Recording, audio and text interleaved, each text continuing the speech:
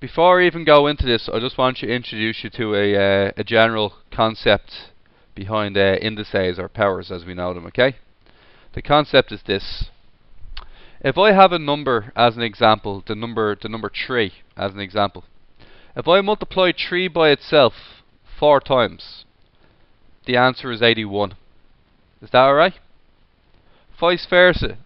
If I write this symbol here, and I put the 81 in here, right, that means the square root of 81. That means what number when you multiply it by itself twice will give you 81. So example, 9 by 9 gives me 81.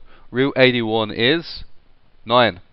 Now, this all changes if I put a 4 in front of this. What does the 4 stand for?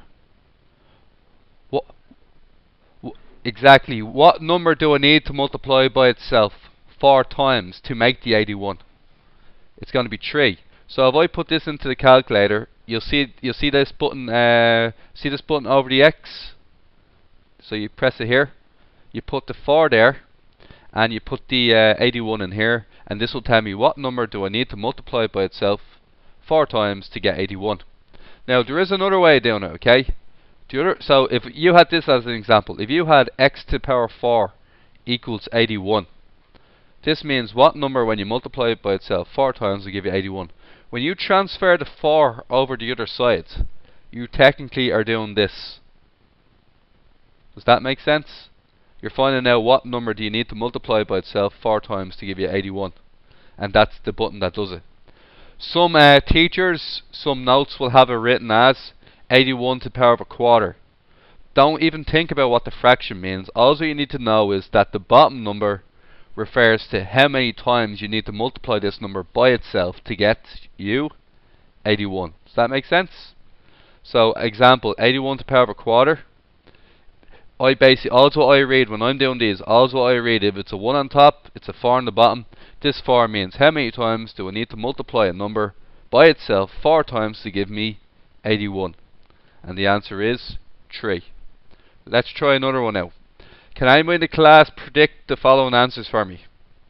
Okay. First one. Give me a second.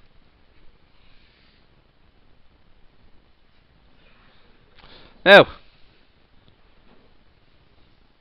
Okay, we're good. Now, can anybody predict the following answer for me? Can anybody predict this answer here, followed by this answer here? Or even use your calculator to find it. Everybody thinks the first answer is 2.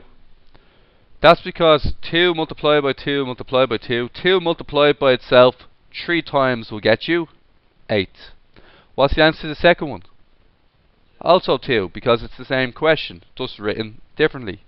What number will multiply by itself 3 times to give you 8? Finally, 125 to the power of a third. You can use your calculator, or you can realize that when you multiply 5 by itself 3 times, it'll give you 125. Okay. For which one? Oh, you didn't do a third, you did 13. Okay. Now, so guys, what's going to happen here, with this in mind, and finally one last question, okay? If I said 8 to the power 4 equals, 8 to the power 5 would be a better one.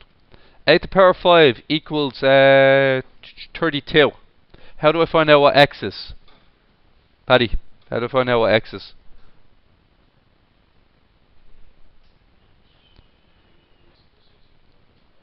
No. It means what number when you multiply it by itself 5 times. It's different than 5x equals 32. 5x equals 32 is you divide 32 by 5. This isn't the power section, which means it behaves differently. It means what number when you multiply it by itself 5 times will give you 32. So there's a special button for this, Sean. It's the 5th root of 32, which is 2. In essence, 2 by 2 by 2 by 2 by 2 by 2 will give you 32. This moves us on to the question. And these questions, if you understand that one part I taught you there a second ago, these questions, which are considered the most difficult questions in this section, become really easy. So, we're not even going to bother with the first part. Okay? First part's probably not even required. Hence or otherwise, find what sum of money will amount to this much in 6 years' time.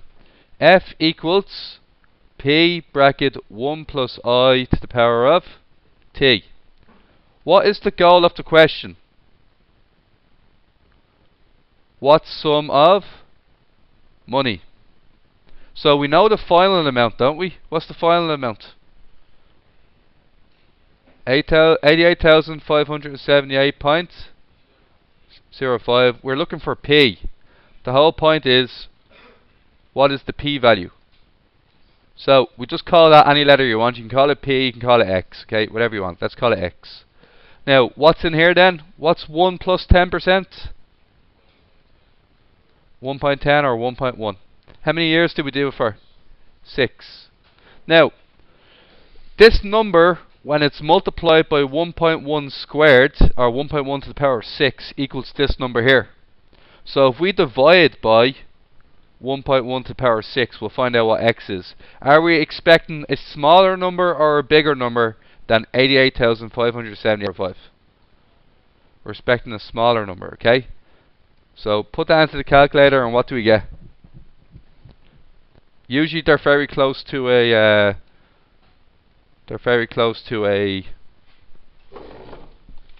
regular number. So anybody get that into the calculator, yeah? Okay.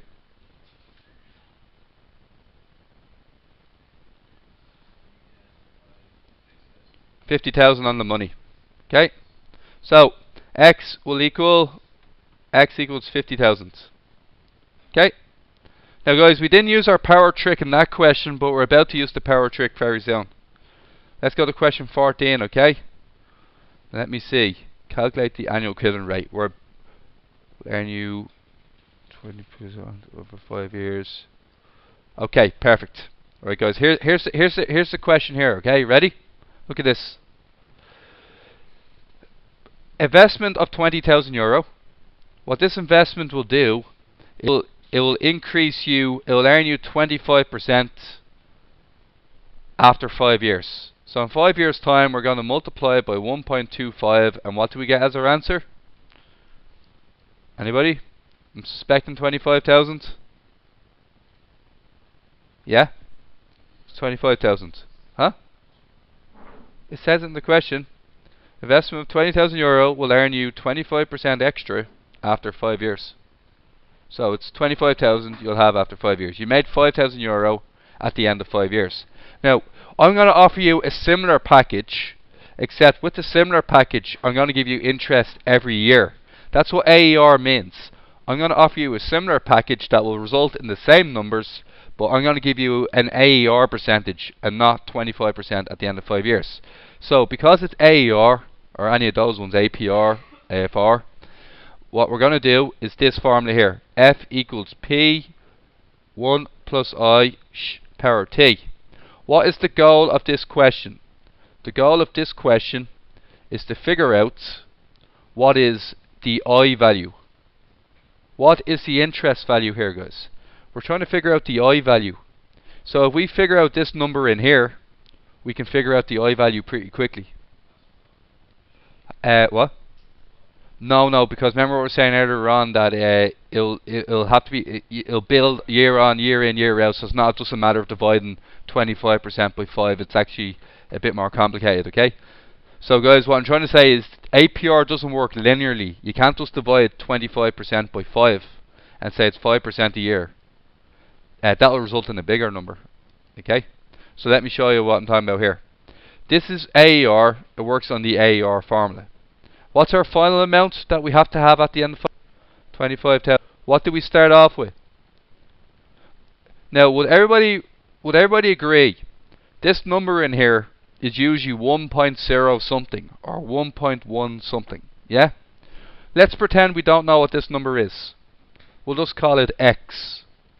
And what's X going to be? What is X going to be to the power of? It's going to be to the power of 5. Now, here's where this comes in handy. We want to get x to the power of 5 on its own. Divide both sides by what number? Divide both sides by 20,000. Divide this side by 20,000, divide this side by 20,000. Look what happens. 20,000 this side, 20,000 this side. The 20,000s cancel, leaving me 5 divided by 4. 25,000 divided by 20,000 is 5 divided by 4. Does anybody in the class, given the lesson we started off with today on, does anybody in the class remember? What happens next, guys, is this. We had x to the power 5 equals 5 over 4. So, most of you will rewrite that with the x on the right hand side and 5 over 4 on this side. You'll then look at the power here, and what you're going to do is you're going to send it over as this. X equals 5 on the outside, because that's whatever power here goes on the outside. 5 over 4 on the inside. Once again, to enter this into the calculator, you press shift, that button there, this button here. 5 on the outside, 5 over 4 on the inside, and as a result you get the number 1.0456. Now 1.0456, what we referred to earlier is we always multiply by 1 point something. So what does 1.0456 mean? It means 4.56%. Okay. Now, how much interest will you earn in the first 2 years? So you're going to use your answer, and you're going to do it for 2 years only. So how much interest will you earn in the first 2 years? So you go back to your formula, except this time, what you know this time? This time you know the f. You don't know the f value, because it's the final value after 2 years. Your principal is still €20,000. But what's our yellow number now? 1.045. How many years are we doing it for? 2. Put that into the calculator. 20,000 multiplied by, I'll just use 1.0456 to the power of 2, and we get 21,865.59. That's a lot to remember. 865.59. Why is 5% over 5 years not the same percent as 5% annually? And what can anybody tell me what the reason is for that? Okay, the reason is that the €20,000, please pay attention to this, is continually being increased at the end of each year. So the €20,000 is continually being increased at the end of each year, and then the interest of the next year, the interest in the following year, will be based on it. Will be a percentage of will be the same percentage of a bigger number.